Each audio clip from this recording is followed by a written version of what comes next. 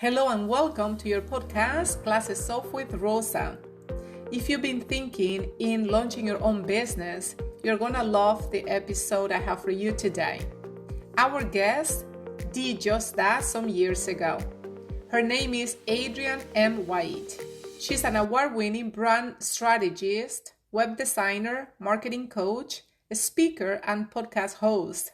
She specializes in helping service businesses, nonprofits, and personal brands upgrade their online presence, automate processes, and increase search traffic.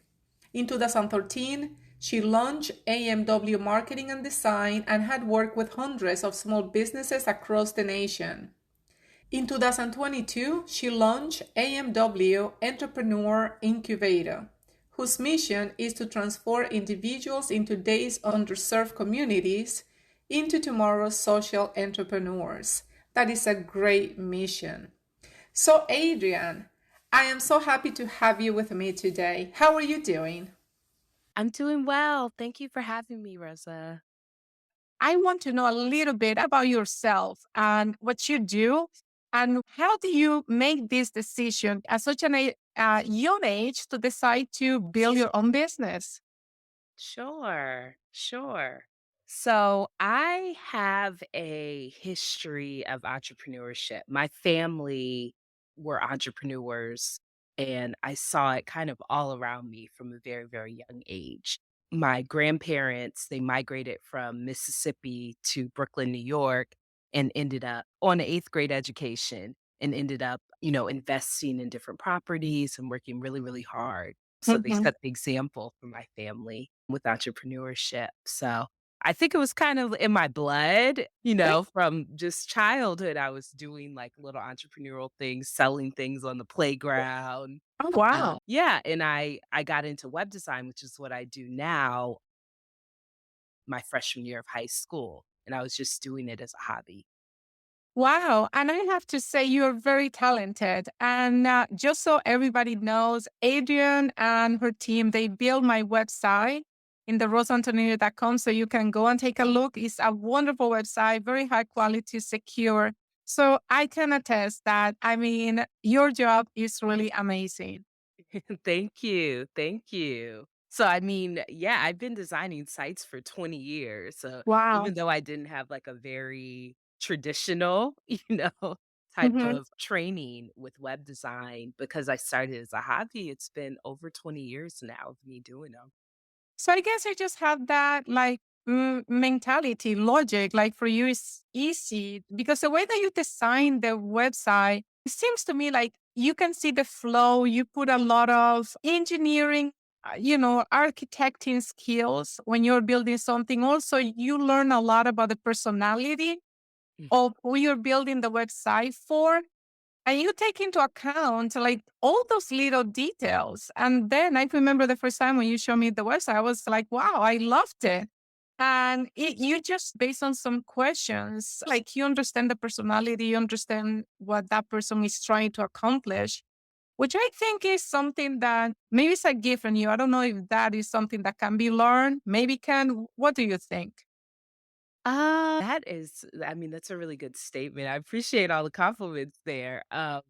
So I think some of it is my natural ability because some of it is I'm an artist, at heart. Mhm. And I grew up doing a lot of like painting, drawing, singing. So when I look at web design, it's not just something that's like, a Mhm. technology. It's a piece of art to me. So when I'm viewing where things can go, I think that's how I'm able to kind of have just have like the designer's eye when I'm looking at it or the creative eye. And then the part of like getting to know your personality, some of that is from my marketing experience. Before I went full Okay. time with my business, I worked for about 10 years in corporate America in different marketing roles.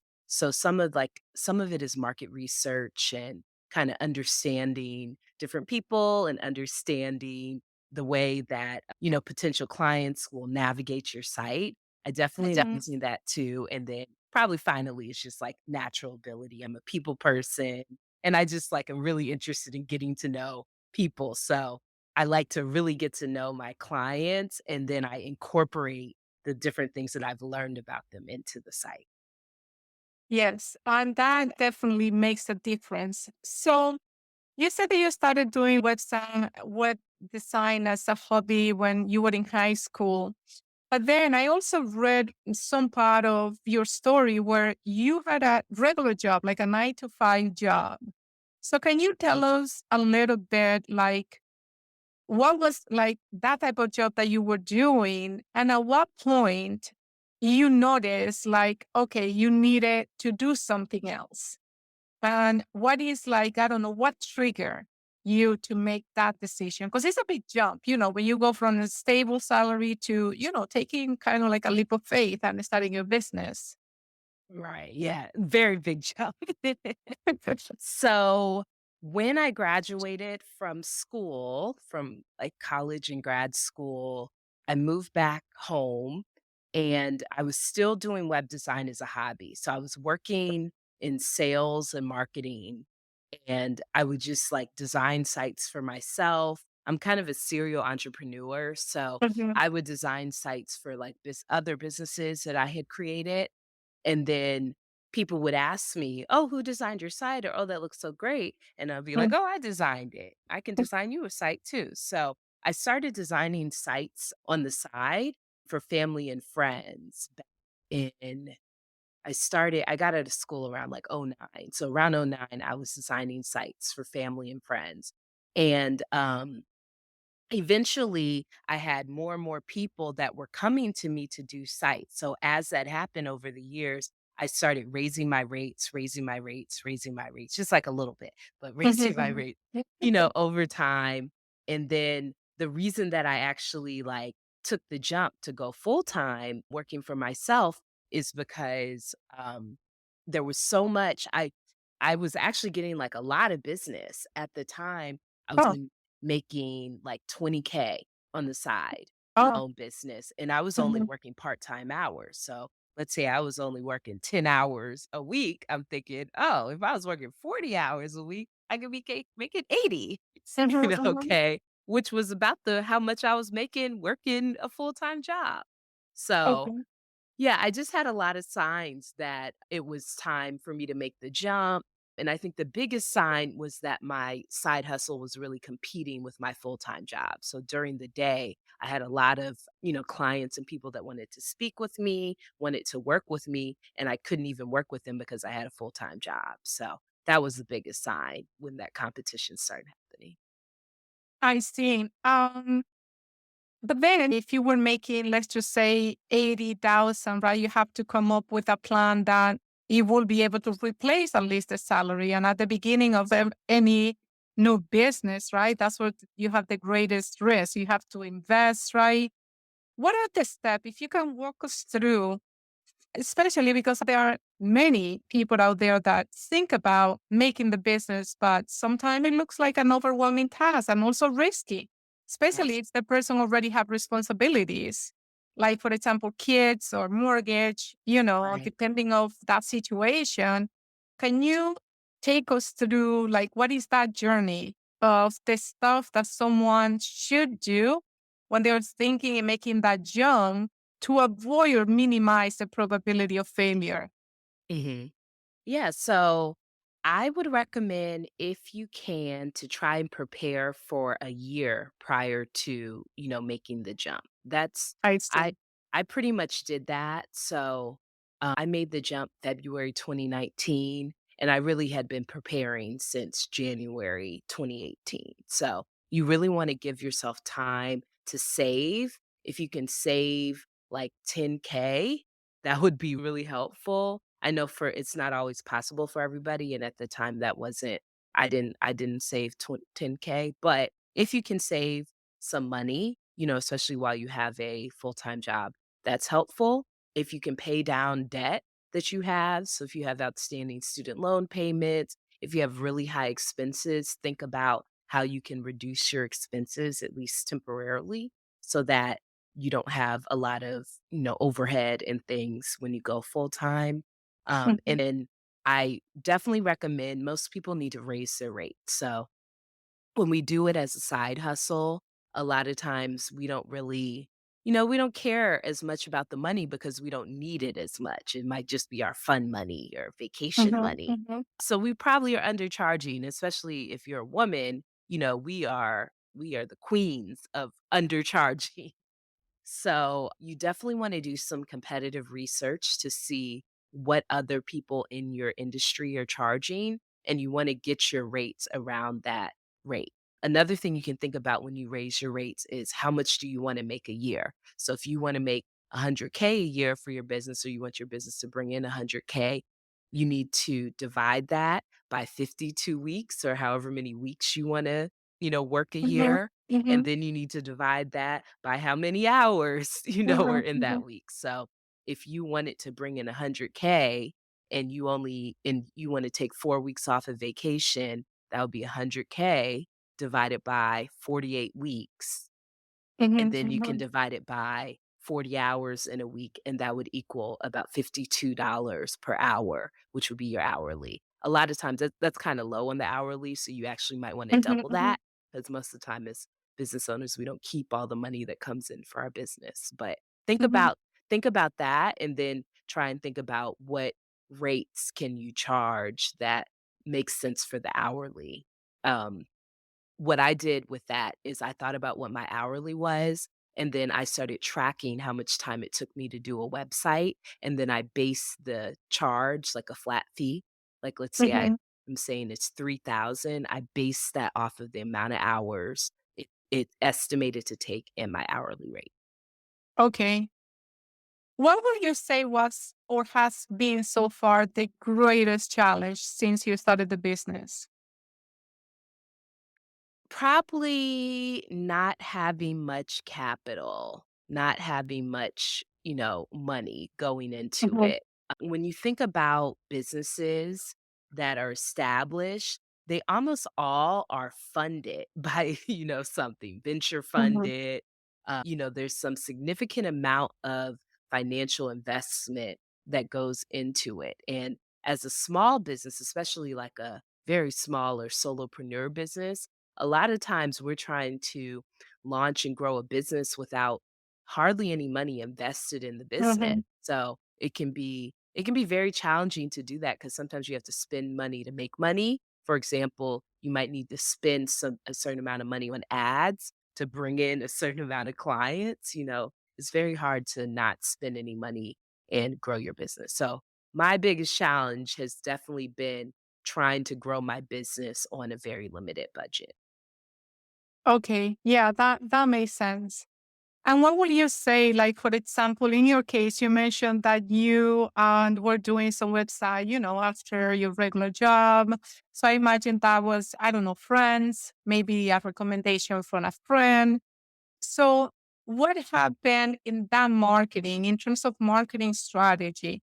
Because that's one of the things that you hear a lot, like where people don't even know where to start, Mhm. especially these days, right? You have so much like in the social media, internet, the advertisement, everything is like everywhere that you're competing a lot. And, if you haven't built the credibility yet, how can you, I don't know, make a difference? Mhm. So, one of the biggest ways to get business, and this is even, for more established companies and bigger companies, a lot of it is word of mouth and referrals. So, if you're just starting out, you really want to get like people talking about you, and that could be in the form of testimonials, Okay. something written or video is really, really good. So if you're trying to really establish yourself, you might, if you're like just starting out, you might want to offer some services for cheap so that you can get a certain amount of testimonials and word of mouth that you can use in your marketing materials. And you really wanna push that. You really wanna push the referrals, asking your clients if they know other people that may be good fit for your business, but definitely building up those testimonials and referrals will be very beneficial in the long run. Yeah, that makes sense. I was going to ask you, I saw some months ago, I think it was last year when I know that you accomplished this goal and you kind of let or your audience know that you have accomplished this goal.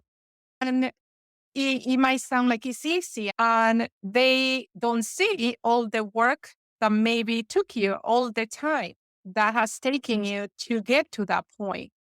So looking back, if you were going to talk to your younger self when you were starting that business, what are maybe two or three things that you will tell yourself either to do or not to do based on the experience you have right now? Mhm. Great question. Yeah. So I think you're talking about when I hit six figures. Mhm, So in 2021, I hit six figures for my business for the very first time. And that was after me having my company since 2013. So that was 8 years it took me to get there. But it was only 2 years of me being full time as entrepreneur.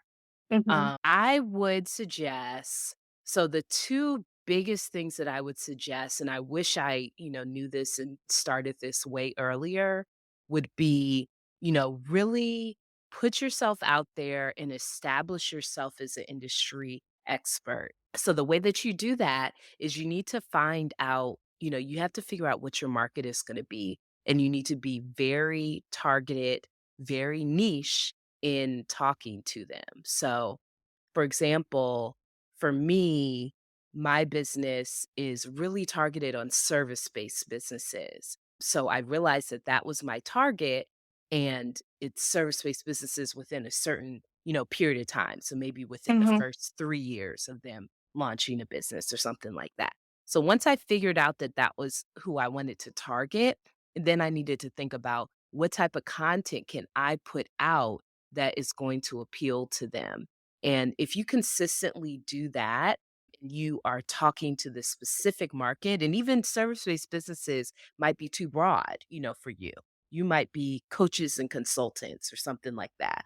It's just really important if you can get really specialized, really niche, and talk directly to them, posting consistent content, through social media, email, blogging. If you can do that, even if you just pick one platform, so maybe you're just gonna post reels on Instagram talking to that mhm, market, that will really help you establish yourself in the industry, and you'll start getting people that, want you to speak at different events and things like that, which will really bring about more business. And then you also will just be looked at as an expert in that field. So if you do that for a period of time, so, don't give up after 3 months or 6 months. Sometimes it can take years to do that mhm, establishing, and a lot of people do just stop giving or give up because they don't see the results. So make sure that you keep at it in that regard. And then the second thing I would say is I wish I had been charging industry standard rates or, mhm, from the mhm. beginning. I was charging way too low. When I started, I was charging like 250 for a website.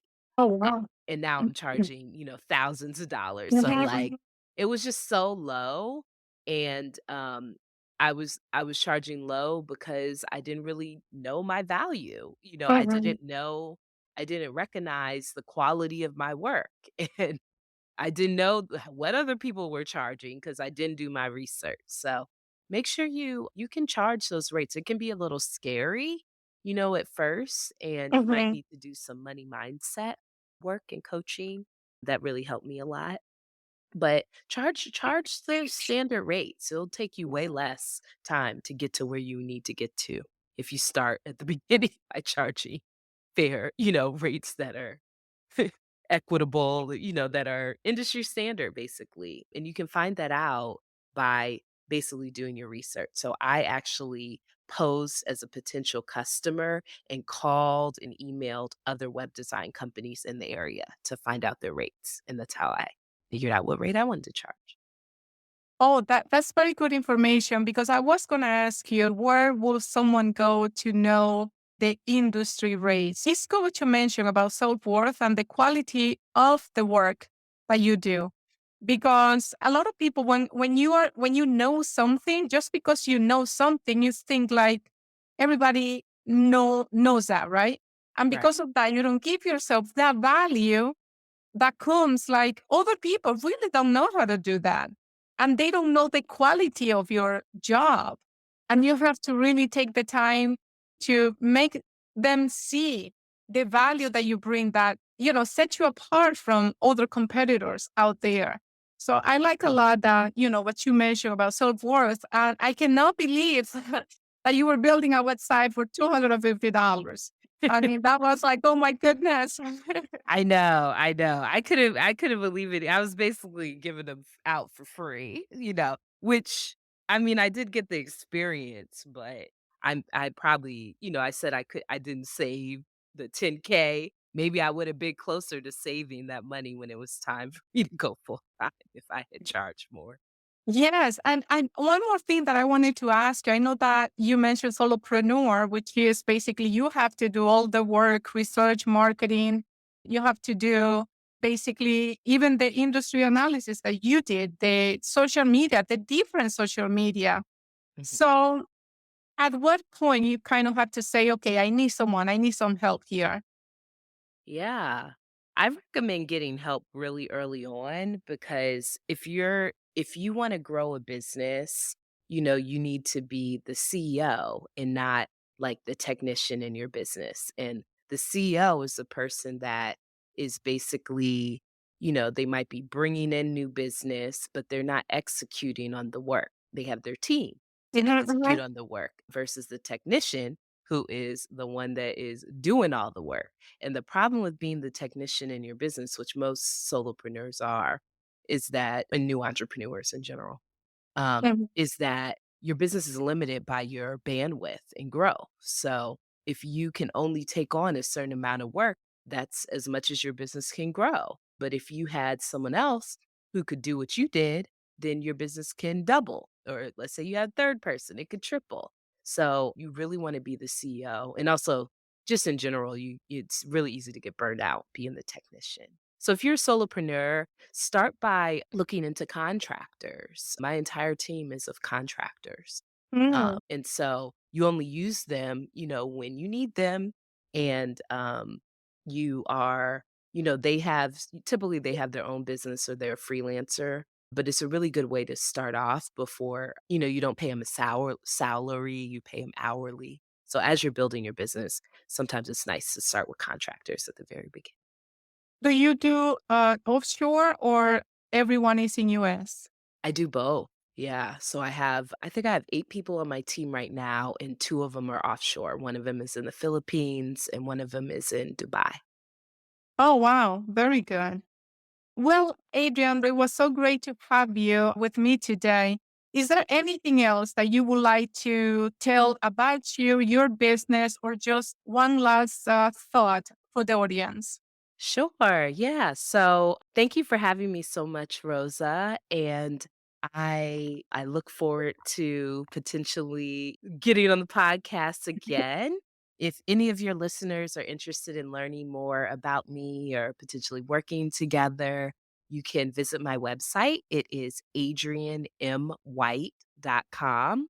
And that has all things about me, has my services, speaking. I have a podcast too, marketing podcast. So you can definitely check me out there.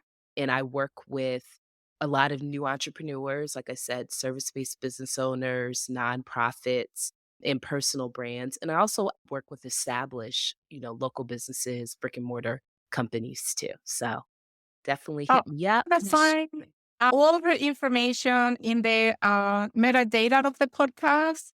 And if you need any other contact, please, you can DM me in Instagram or just you're going to have all the information right here.